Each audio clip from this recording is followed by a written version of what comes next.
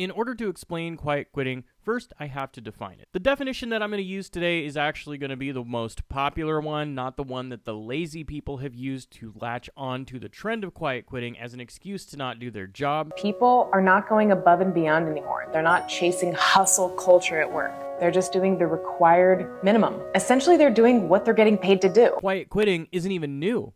In China, it's called lying flat, and it's actually suspected that lying flat in China, the term, is something that was adopted over into the US and switched over to the term quiet quitting instead. Here's the thing. I am fully capable of working an 80-hour work week. I've actually worked an 80-hour work week. I'm capable of working a 17 or a 19-hour shift. I have done both of those. Just because you can do something doesn't mean you should be expected to do that thing. I could throw a bunch of gravel in my shoes and hold in my pee for 24 hours straight, but does that mean that I should do it? In a lot of cases, it's actually poor management style that leads to people making the decision to quiet quit in the first place. There's usually 5 things associated with this. This is lack of fairness, value conflicts, demand overload, lack of control, and insufficient reward. So lack of fairness is pretty obvious. It's essentially favoritism. There's people that you work with, and I know it's hard. When you spend 10 years working with the same people, then you get the one new guy in. It's hard to put aside those bias that you have for the people that you have spent a lot of time around, right? But not doing that effectively can result in lack of fairness, where the new person is subjected to rules that other people are not subjected to. Value conflicts is another one, and that simply means that you have a set of values and the business have a set of values, and those values come into conflict with each other. Now, whether that means that you are valuing your personal time, something as simple as that, you value your family, or maybe you're starting a small business, and their priorities aren't about the employee or the guest, it's about themselves, and they treat people like a number. Those value conflicts can cause people to start to withdraw from work. Demand overload goes back to the 80-hour work week. It goes back to the 17-hour days. It goes to always being the one that they call in when other lazy cooks call out of work. Lack of control. That's another one. You don't have any control over your schedule. You get scheduled to be a grave cook when you signed up for mornings, or you got signed up for mornings when you wanted to be a dinner cook, etc. Insufficient reward. Now look, I'm not talking about participation trophies. I'm talking about simply if you work an 80-hour work week or you work a bunch of 17-hour shifts, like just some kind of acknowledgement that you have, the family time that you were going to get, you sacrificed.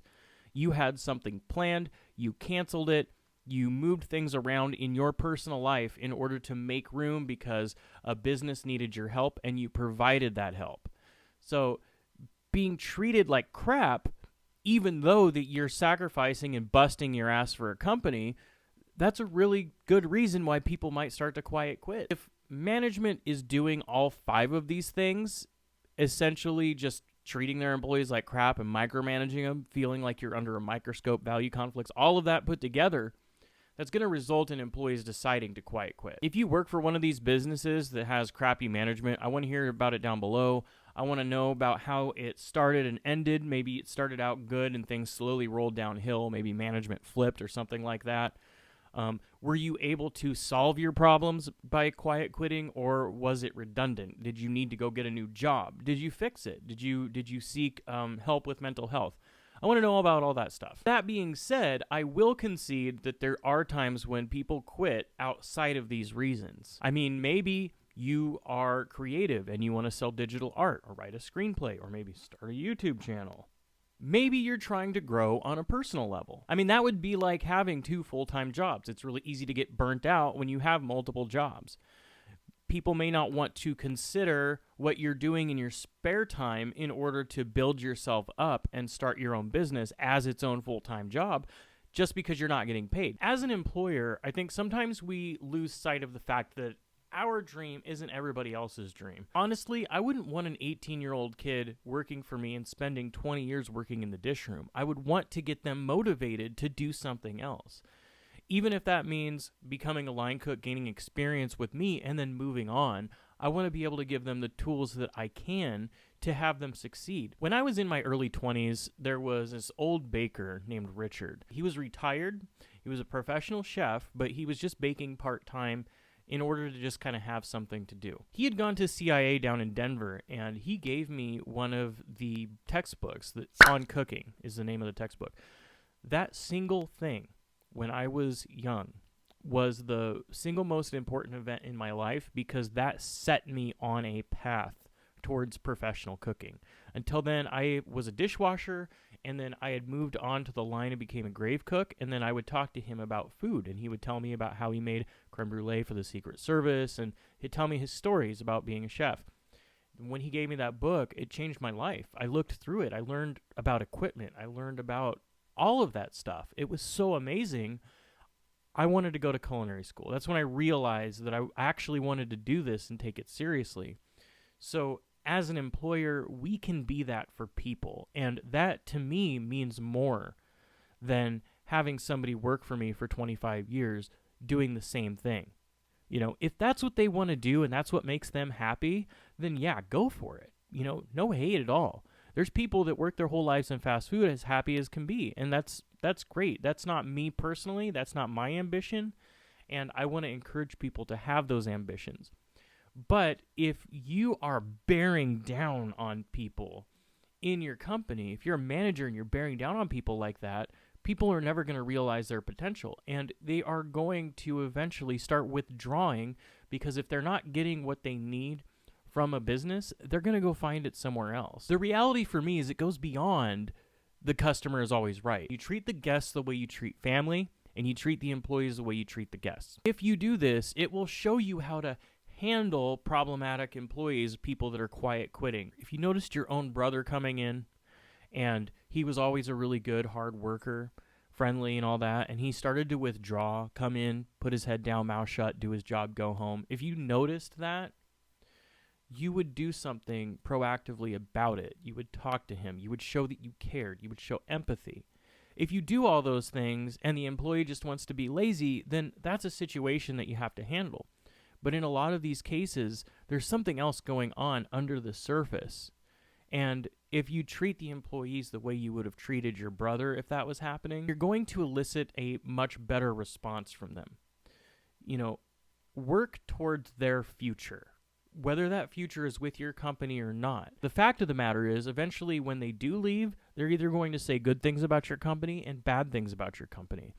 There's a restaurant that I know right now that is having an extremely hard time hiring people because cooks all talk to each other. What's funny about this is I guarantee you're going to see one comment from somebody down below that knows exactly which restaurant I'm talking about without me even naming the name.